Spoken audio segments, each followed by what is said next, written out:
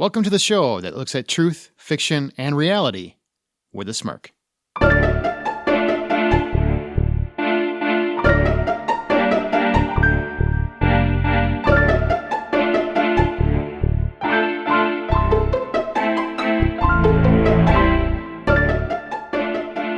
I'm Aaron Peterson. I'm Amanda Sink. And I'm Zack Parkerson. Welcome to Smirk, which is a mixture of creative storytelling and spirited discussion. First, one of our authors is going to deliver their story. Then afterward, we're going to have a talk about it. We're going to find out exactly what their point was, what their moral, quote unquote, of their story was, as well as what they want to talk about throughout the episode. This week, it is Zack's turn. Zack, are you ready to entertain us? Yes, I'm ready. Story time.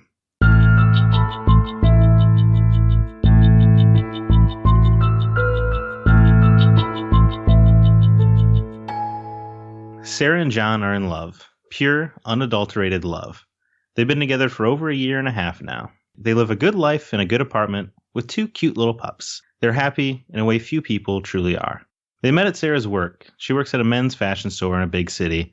John used to come in to pick new suits out for his job, and as they saw more and more of each other, flirtation naturally commenced. It was Sarah who finally made the first move, reprimanding John for not having asked her out sooner. They went out to a tasteful dinner, and the rest is history. John asked Sarah to move in only about 6 months into the relationship. So strong was their connection. She said yes almost instantly, surprising even herself. Love was, and still is, in the air. Fast forward to present day. John has big plans tonight.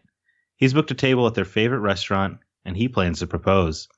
They arrive at the restaurant, and things are a little too obvious. The maitre d' has had rose petals leading the way to their table, a fresh bottle of the finest wine, and a server already present and waiting.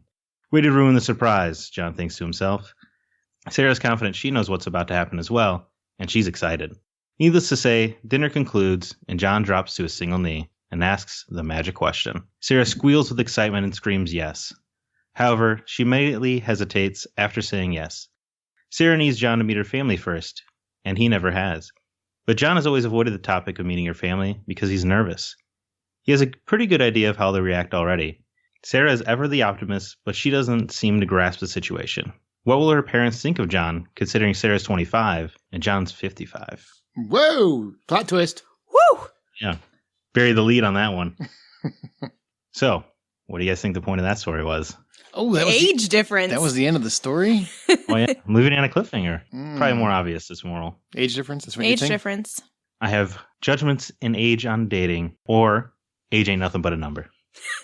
I like age ain't nothing but a number. I mean, it could be, why haven't you met her parents yet? What's up with that? Why can't you bring it? Why are you ashamed of him? Because he's old? Are you an ageist? I mean, you could go with Are that. you an ageist? That's kind of what I'm John's getting. always avoided the topic of meeting her family, Aaron. So he's maybe ashamed John. or worried. John is definitely more concerned than Sarah is. Really? What? I didn't get that. That son of a bitch. Why is he ashamed of her? Because she's young? Because she's nubile? Ageist? Yeah, bunch of ageists in the story. I don't understand. They're never going to make it. Like this couple, Wow. it's just not going to happen for them. I'm sorry. They should cut it out. Get out. Get out now. So, glad Aaron's here. Yeah. So we Just were right. Jordan Peele that shit. Right? Yeah, you guys get it. Definitely. I figured the plot twist would kind of give away the story moral. It was but, fun. I wasn't expecting that. No, There we yeah, go. age difference is a common topic today. Have you ever been to Vegas? Have you either one of you ever been to Las Vegas? Nah. Yeah. That story basically is all that is there. Every guy is about 80 or 60 to 80, and every woman that they are with is 25 or 30. I have a question. 30's a little old. Come on. That is true. Sometimes they walk in with a manger. I mean, they're just In your story, is he like a sugar daddy type of guy where he's looking for a young thing, or did they really like genuinely? I mean, it sounds like they just genuinely fell in love. They genuinely had a connection. What's So- your what was the connection? He babysat her? 30 when she was born, sure. Oh yeah. So you really don't want a guy in his 40s babysitting your kid, is what I'm saying. You probably don't want him dating your daughter either. This sounds like some perfect discussion points, don't you think? Yeah, this does. I should probably shut up and just let you handle it. Here we are. So first question, Aaron. Do you think this situation is gross or unbecoming? I do not think it's gross. I actually get irritated when people feel that way. Here's my thing. When it comes to love and couples and everything, people are so judgmental. They don't want to do it, so it's gross. And that irritates the crap. I'm just not a fan of that logic. You have people that care about each other. You don't know if it's genuine or not. You have no idea. You do not live in their shoes. You do not know their lives. But people always love to judge. We are in a Judge Judy society. People just walk around I judge you, and I judge you, and I judge you, and you don't know them. So my answer, my very, very long and probably a little too angry answer is, no, I don't think it's gross. I think it's fine if they truly, genuinely care about each other. Maybe it's a midlife crisis for him. I don't know. But if they genuinely care. Midlife? He's like almost to the grave. Wow. 55? He's closer to the grave than he is a midlife crisis. I think that's midlife. I think it's literally, maybe a little after midlife. It's a little bit after. There are advances in medicine. I think he's at midlife. Depends. What's his lifestyle? Is he a smoker? Let's do a questionnaire real quick. He'll hold Don't tight. worry, I have John's bio written down right here. No, I couldn't agree more, Aaron. I mean, to each their own. I mean, that's not some position I would ever want to be in. But Why? I don't know. 30 years? I guess I just can't fathom. Looking at the wrinkles. It reminds me of Big Daddy. Actually, not even in that way. Just the concept of somebody who I have like a bigger age gap with than my own father or mother. To me, that would just be weird to think about. Like, imagine their wedding. They go to their wedding. Her dad, assuming he's alive. He shows up in a stagecoach. Imagine her dad, hopefully he's still alive. He's going to walk her down the aisle to someone potentially older than him. Mm-hmm. They should have something to talk about. Remember back in the day? that? It'd be one hell of a bachelor party. I could see her concern with how her family would react, for sure. Well, she's not concerned in the story. She's an optimist. She doesn't care at all? You're saying he said just a little bit ago that John is more concerned. Yeah, he said more dodging concerned, it. but she's not concerned at all? No, because Sarah in this story is an optimist, so she's not fully grasping the potentiality of the situation. Well, probably because she's 25. She should be a little worried about what her parents say. I guess it's just me. I would not be able to not think about how my family would feel. And for me, I would constantly be thinking about how does my family feel watching me walk down the aisle with somebody who's 30 years older than me. Well, first older up, than can he walk down the aisle? Does he need a walker assistance yet of or any a kind? cane? He's good to go. I say that not far from that poor man. So. But and I don't judge that relationship or age differences. If somebody wants to do that, that's fine. But as Aaron mentioned, there are a lot of judgments in society. So I can see why, even in his position, whoever's concerned about it, why they would have concern. Because that could ultimately mean the end of their relationship. If their parents are like, so what was it like 10 years before I came along? They might not be comfortable with it. And if you're somebody where family matters to you, that could destroy any potential for that relationship. If she cares enough about her family to the point where she's like, he could be family one day too, but you guys already are. And if you're not approving and there's no way, if they decide to disown her, kind of like religious situations too. Some people take it that seriously. More importantly, if she's 25, and let's say her dad, careful estimate, he was 25 when he had her, so he's 50. Does that mean he has to listen to her fiance because he has more life experience? He knows, you know what? I do know what I am talking about. I am older than you, sir. And what's the rule? Maybe Sarah's family is totally cool with the situation, and maybe John's preemptively overreacting. He's going to be best buds with her dad. So they're hippies. Oh, God, that would be weird too, though. Hippies.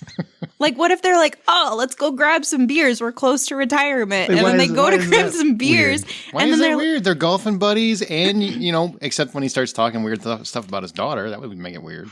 But I mean, I feel like even outside of the age difference, don't most brides want their dad and husband to get along? Not that well.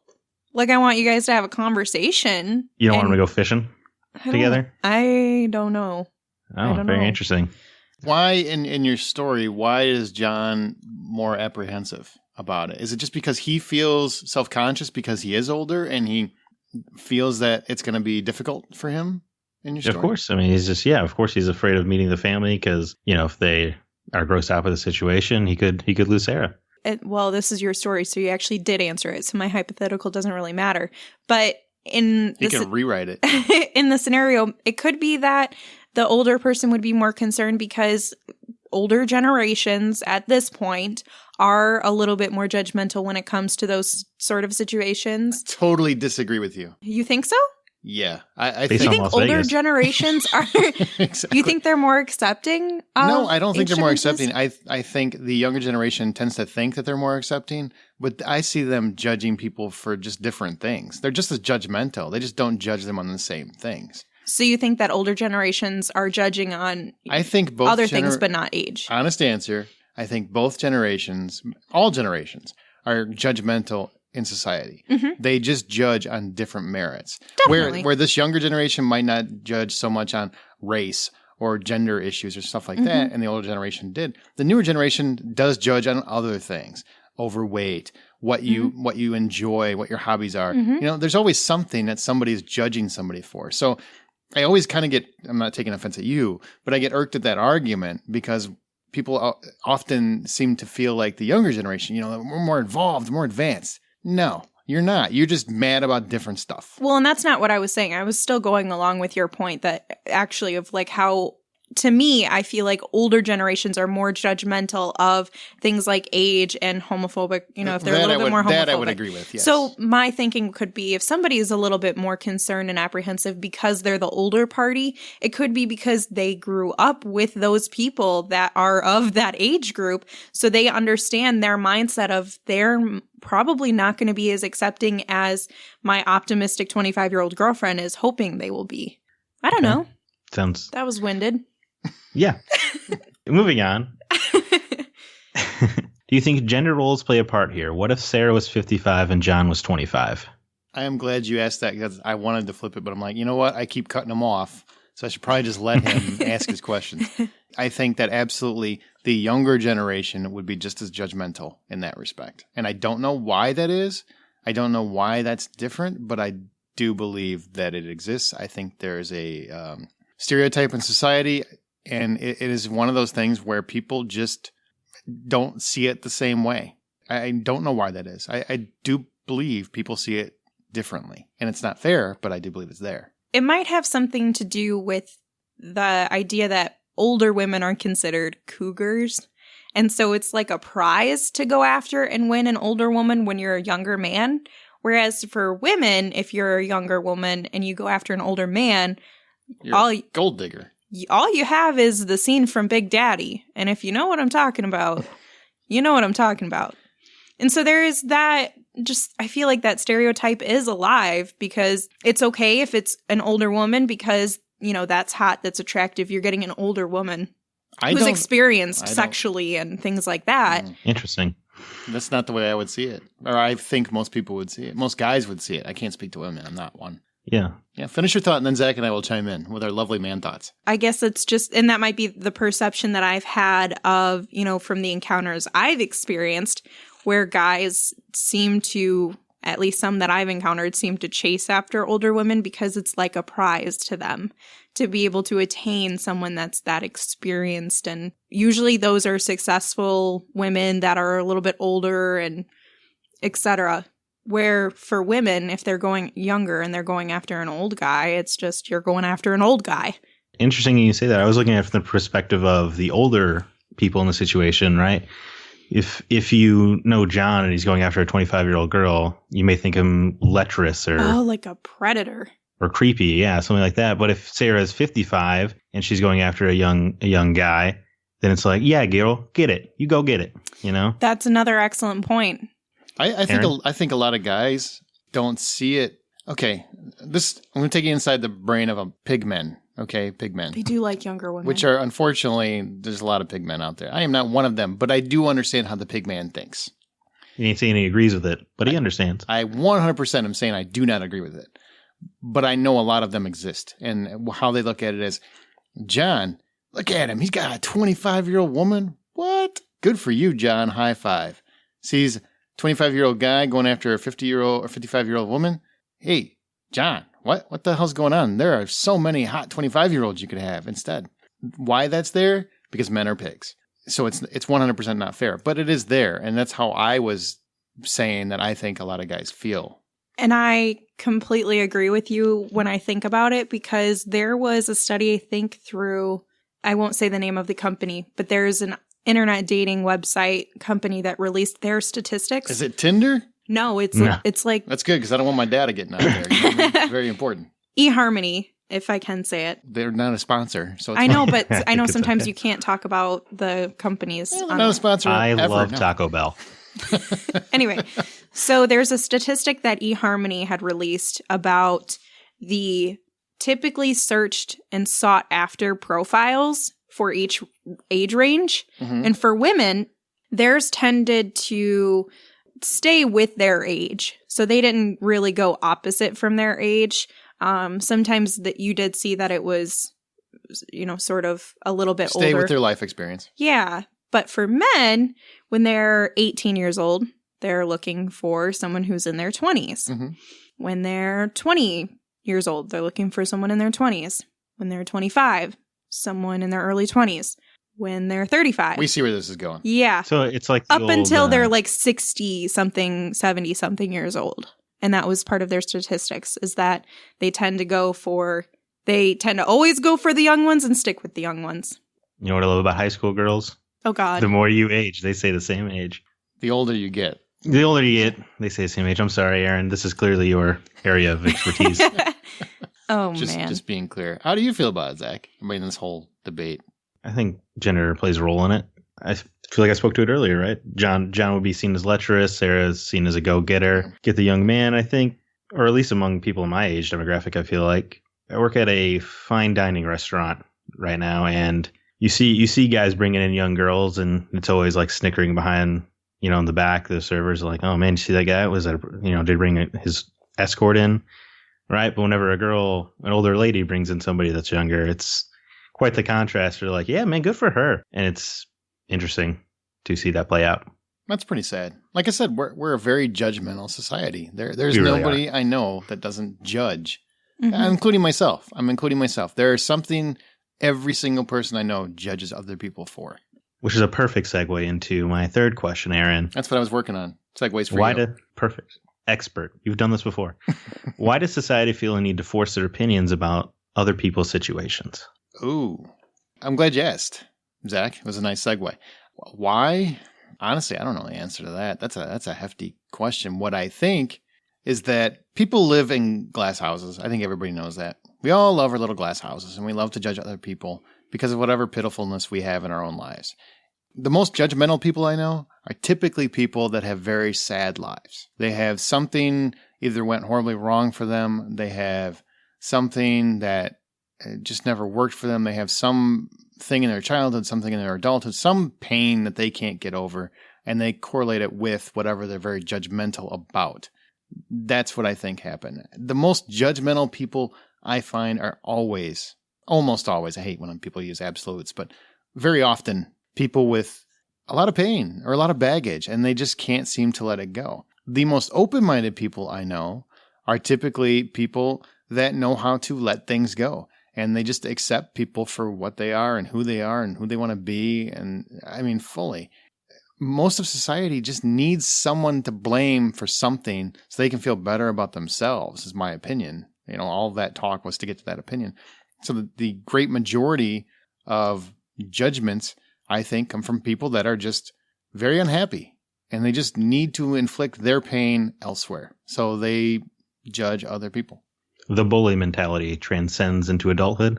Absolutely, it's the bully mentality. And people think bullies just constantly do mean things or say mean things or hit people or whatever. That's not necessarily true. I think there are a lot of bullies out there that do it very subtly. They're just very sly, it's very Manipulative. happenstance, very common or very casual. Just walking by someone and just say a flippant comment about somebody in the break room or something. That leads to talk and gossip and judgments. How many people have worked with someone, people that, you've maybe been in a break room, whatever your job is, and you're a guy or you're a girl, whatever, and an attractive person comes in and talks to you, and you end up taking breaks with them or something regularly. It doesn't take much for people to make judgments about that. If he happens to be like a married guy or she happens to be a married woman, judgments.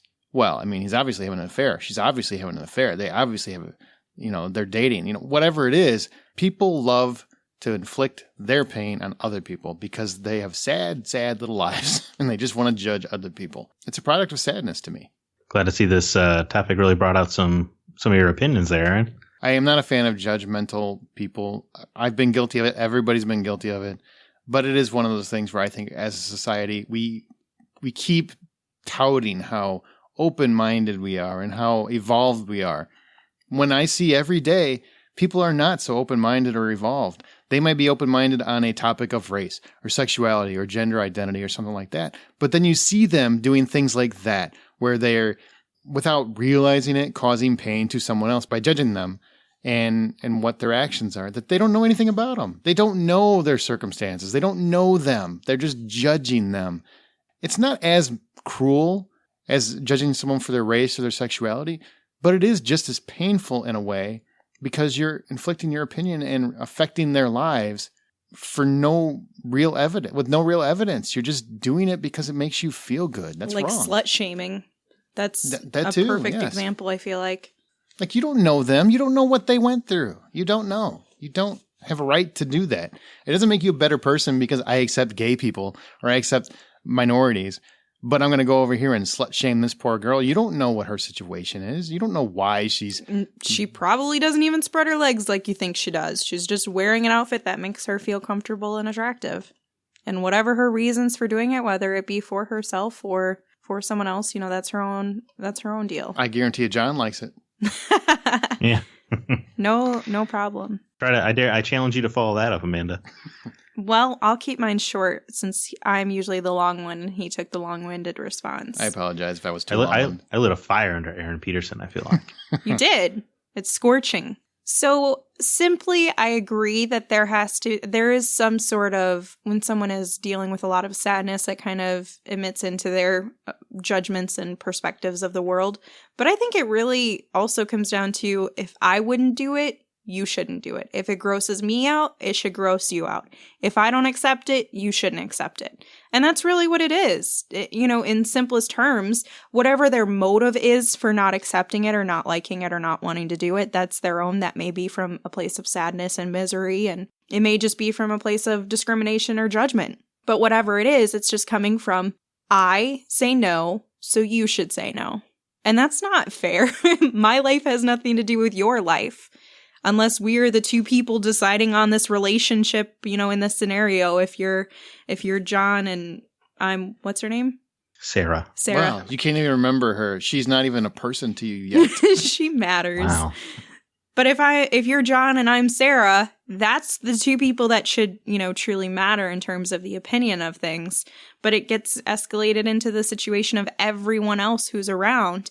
And not to sound hypocritical, because I do think that your family's not approval, but acceptance is important.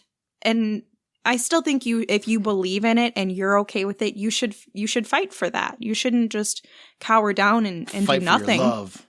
Yeah, I mean, if they're a good person, they treat you well, your family should be happy for you regardless of the circumstances, as long as it's legal. But basically, I just think that people are just internally judgmental and they emit their own personal feelings on others when they have no reason to or right to. Wow. What about you, Zach? Yeah, judgmental people annoy me highly. In this situation, it affects your life in literally no way that these people are dating. Drives me nuts when things that don't affect your life, say gay people marrying, has no bearing on you. Why it strikes such an ire with people. It drives me insane.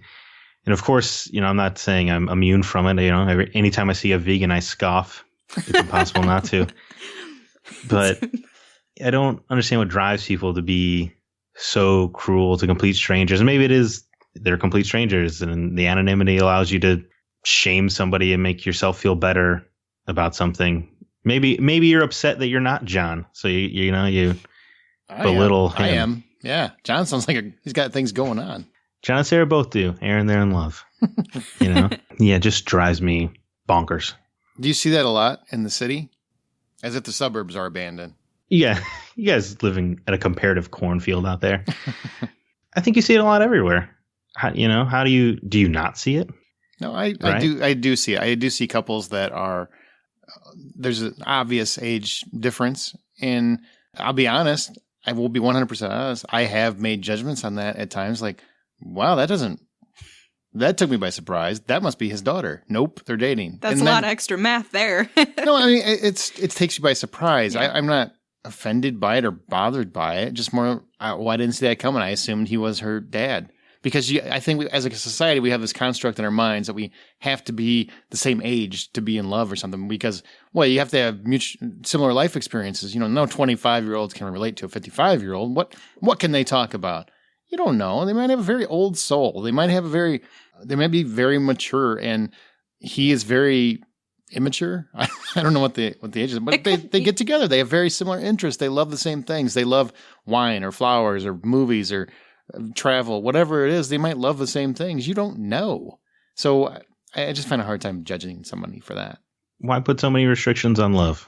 Right. I don't think there should be any restrictions, except maybe they have to be 17. Let's make them legal. But outside of that, no, I don't think there needs to be any restrictions. Why? Well, you guys think that story was true or fiction? Oh, man. I'm going fiction. I think I'm going to go fiction, too. Oh, you guys are right. Sweet. We get a point. Is there a scoreboard somewhere? I didn't know we were keeping score. Maybe we should. Yeah. No one's keeping track. I'm sure somebody is, but it's not going to be me. That's more work. I don't want to do that. So what is the name of your story? Did you have a title? Proposal. Oh, I like Simple. it. Now, is this one of those things where this story might come back up later, so you can't tell us how it ends? Because I'm dying to know. Well, it's a work of fiction, so I feel like it's going to give it away next time if I use Sarah and John together in a story. But if you want to see more of their lives unfold, Aaron, I would, of course, write that for you. I would appreciate it, because now I kind of want to. You can use that to talk about how those familial relationships work. I don't want to tell too many dark stories about family. Maybe throw in a twist where John kills the dad or the mom. Whoa. Let's make it. And the moral of the story is: are murders justified? Maybe the dad kills John at the wedding. Ooh. It's Ouch. weird that he waited that long. Red wedding. Well, he didn't know till like a week before. They're turning around the engagement to marriage in a week?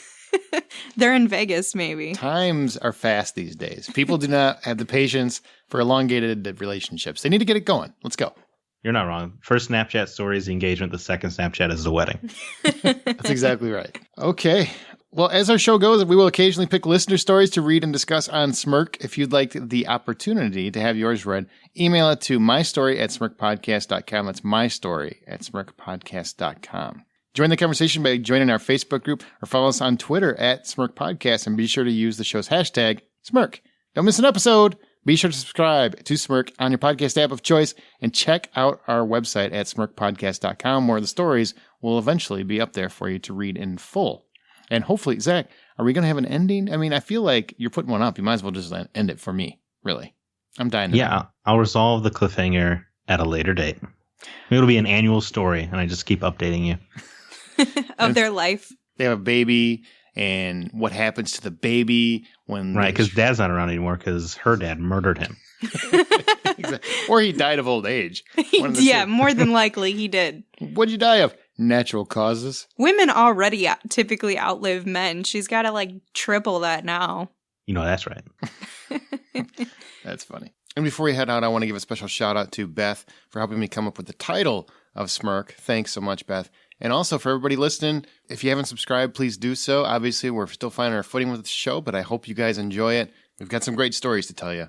Keep coming back. Okay, Zach, you want to take us out? And as you write your own life story, always remember to tell it with a smirk.